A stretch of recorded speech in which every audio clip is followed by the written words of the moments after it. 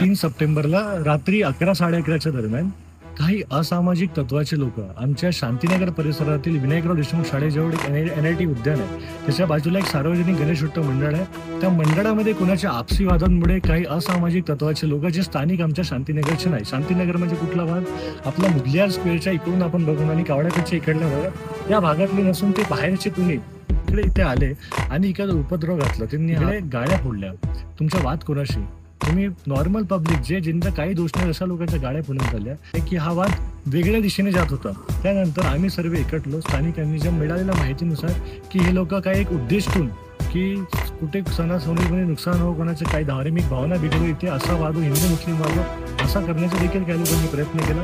आम्ही सर्व हिंदू संघटनेने एकत्रित होऊन त्यांची तक्रार केली, पोलीस ठाण्यामध्ये गेलो, त्यांची कारवाई त्यांच्यावरती कारवाई करण्याची मागणी केली आणि आम्ही अभिनंदन आणि त्यांचे धन्यवाद करून की त्यांनी 24 तासाच्या आतमध्ये कारवाई केली. आमची जी मागणी होती की जे आरोपी आहे त्यांची परेड काढण्यात यावी. ज्या लोकांनी आमच्या शांतीनगर शांत अशा परिसरामध्ये वाद निर्माण केला, दहशत निर्माण केली, त्यांची दहशत कमी करण्याकरिता या परिसरामध्ये तुम्ही त्यांची परेड काढा, ते त्यांनी केलं. तो वाद मिटला. या वादाला पुढे वाढवू नका हीच माझी सर्वांना विनंती आहे. त्यांच्यावरती कारवाई करून धन्यवाद.